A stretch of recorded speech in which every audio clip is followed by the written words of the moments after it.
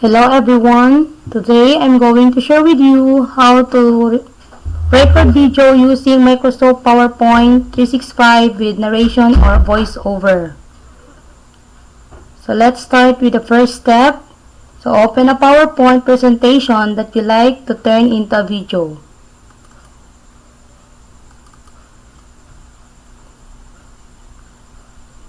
So na-open na natin. So may makikita tayo dyang slideshow sa bandang taas. Click lang natin yan. Then hanapin natin yung monitor. So doon sa monitor, hanapin natin doon yung primary monitor. So click natin yung arrow down. So may dalang pagpipilian dyan, automatic and primary monitor. So i-click natin yung primary monitor. Then tingnan natin yung use presenter view. If naka-check siya, so okay na. Kapag hindi naman, lalagyan natin siya ng check. So balik tayo ulit sa record slideshow. So pindutin natin yung arrow down. May dalawang pagpipilian dyan, yung record from current slide, then record from beginning slide. Since nag-start pa lang tayo, so ipipindutin natin or i-click natin ang record from beginning.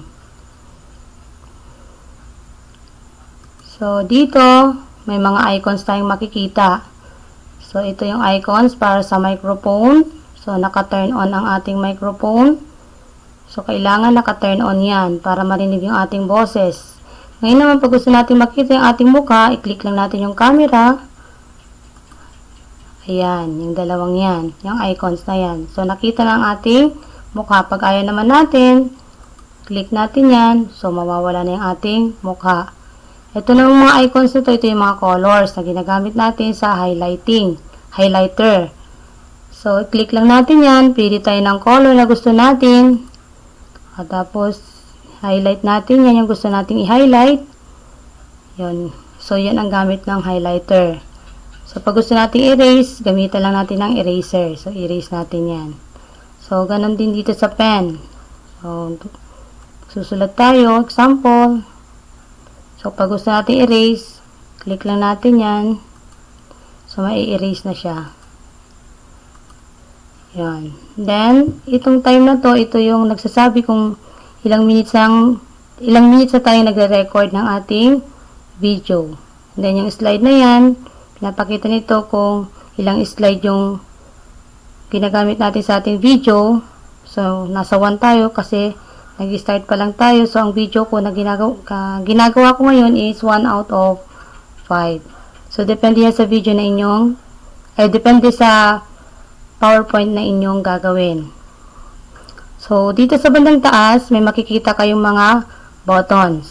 So, nandyan yung circle na kulay red. So, yun yung record. Yung square na kulay gray, yung stop. Triangle na kulay blue, yung replay. So, makikita naman natin yung instruction dyan. So, pag gusto na natin mag-record, click lang natin yung record. So, recording. Kita natin recording in progress. So, the visibility rules. Stop natin. Tingnan natin kung okay yung ating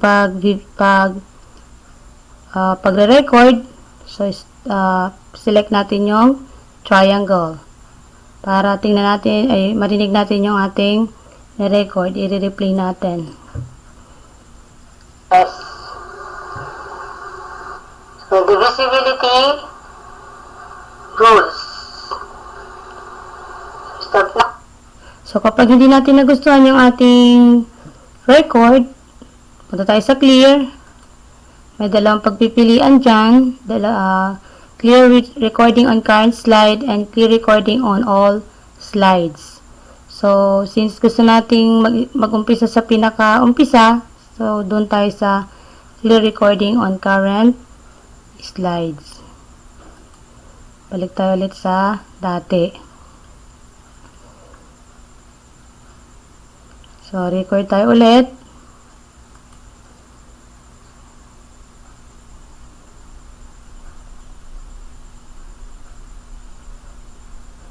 The visibility rules.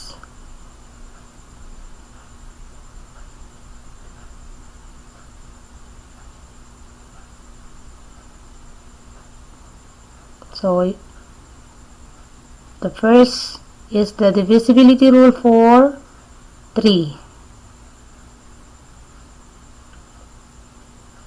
A number is divisible by 3 if the sum of all the digits is divisible by 3.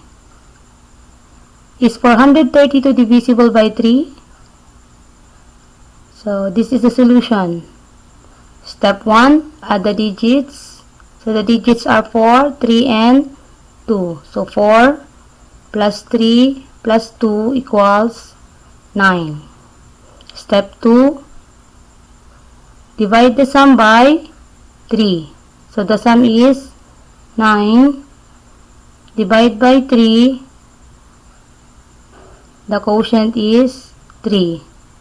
Since 3 is divisible by 3, therefore 432 is divisible by 3.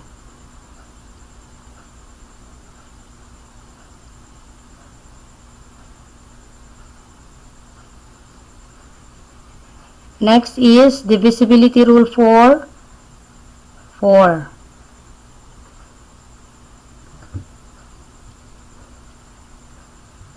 A number is divisible by 4 if the last two digits are divisible by 4.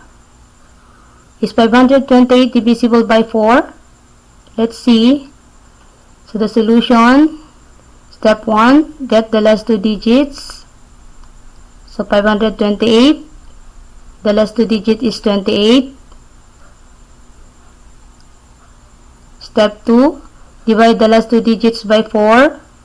So the last two digit is 28.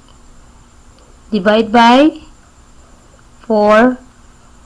The answer is 7. So since 28 is divisible by 4, therefore 528 is divisible by 4. Since lumabas na ang end of the slideshow, click natin ang right arrow to exit. Then, kapag magsisave na tayo, punta tayo sa files, hanapin natin si save as, double click natin si this PC, then punta tayo sa desktop, para sa location, lagyan natin ang file name, then select natin yung save as type, hanapin natin si MPEG-4 video, then save. Okay. So, pag-click natin ng save, makikita natin sa bandang baba yung creating video divisibility. Tingnan natin yung bar if nagsisave siya or na-full. So, kapag napuno na yan, ibig sabihin, tapos na tayo nag-save. So, done na.